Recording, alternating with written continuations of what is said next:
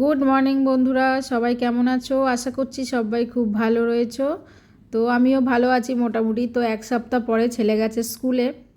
তো ঘুম থেকে উঠতে অনেকটাই কষ্ট হচ্ছিল, কারণ কি এক সপ্তাহ ধরে স্কুলে যাচ্ছিল না দেখে একটু লেট করে উঠছিলাম। তো যেহেতু স্কুলে গেছে তাই তাড়াতাড়ি উঠতে হয়েছে, তবুও 7টা বেজে গেছে। তো এই কদিন ধরে এত লেটে উঠছিলাম, প্রায় 9:30 10টা 10:30টার সময় ঘুম থেকে উঠছি, যেহেতু কোনো কাজ ছিল না, যে ছেলের শরীর খারাপ ছিল আর ওঠা তাড়াতাড়ি কোনো ব্যাপারও ছিল না, তো সেই কারণে আর ওঠা হচ্ছিল না। তো অনেক দিন পরে উঠেছি, তো মানে এত ক্লান্ত লাগছে শরীরে কি বলবো।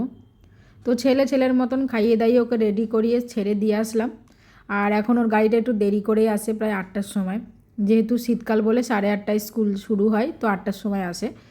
তো এদিকে দেখি আজকে দুদিন ধরে একটু বেশ ঠান্ডা পড়ছে, বেশ বলতে আমাদের বেঙ্গলের থেকে অনেকটাই কম, তবুও ঠান্ডা লাগছে আর কি। তার জন্য সোয়েটার পরতে হচ্ছে। তো সকাল হলে দেখছি গলাটা বসে রয়েছে, আমাদের একটু ঠান্ডার ধাত রয়েছে সবারই, তো সেই জন্য না একটু এদিক থেকে ওদিক হলেই ঠান্ডা লেগে যায়।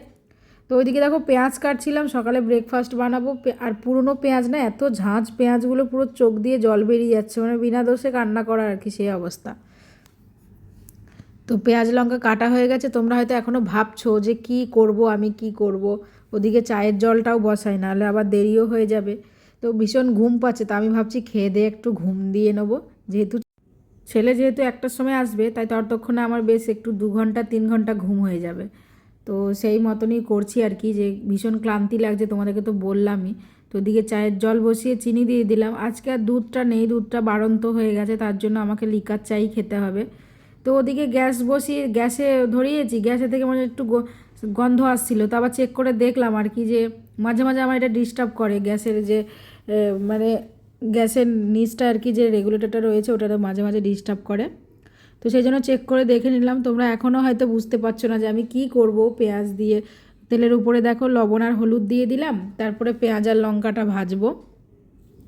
ভাজা হয়ে গেলে তারপর আমি যেটা রান্না করব সেটাই দেব। তো তোমাদেরকে বলেই দিই, আর লুকিয়ে কী হবে যে কি রান্না করব। তো ওদিকে ওটা ভাজতে থাকুক, আর এদিকে একটু ভাবছি, আগের দিন তো বাজার থেকে দেখলেই তোমরা এঁচড় এনেছিলাম। তো ঘরে চিংড়ি মাছ আছে, সেটা একটু বের করে জলে দিয়ে রাখি, রান্না করতে সুবিধা হবে। কারণ যেহেতু চিংড়ি মাছ না, খোসাগুলো ছাড়াতে হবে, আমার তো খোসা সমেত রান্না করলে বেশি ভালো লাগে। তারপরে আমার কর্তামশাই আবার খোসা সমেত বেছে খেতে পারে না, তার জন্য খোসাগুলোও ছাড়াতে হবে, সময়ের ব্যাপার আছে। তো সেই জন্য জলে ভিজতে দিয়ে দিলাম। এই যে দেখো, এইবার আমি এই যে মুড়িগুলো ভাজবো, তেল লঙ্কা মানে তেল লবণ পেঁয়াজ দিয়ে মুড়িগুলো ভাজবো। ভাজা খেতে আমাদের ভীষণ ভালো লাগে। আর করব লিকার চা। তো দেখো ওটা ভাজা হয়ে গেছে, এবার মুড়িগুলো হালকা করে ফ্রাই করে নেবো। তাহলে কি হয় বলো তো, আজকে আর কিচ্ছু দেবো না, কারণ এত সময় নেই, ভালো লাগছে না। চানাচুর টানাচুর দেওয়া যায়, কিন্তু আমি আর দেবো না, আমি নর্মাল এমনিই খেয়ে নেবো।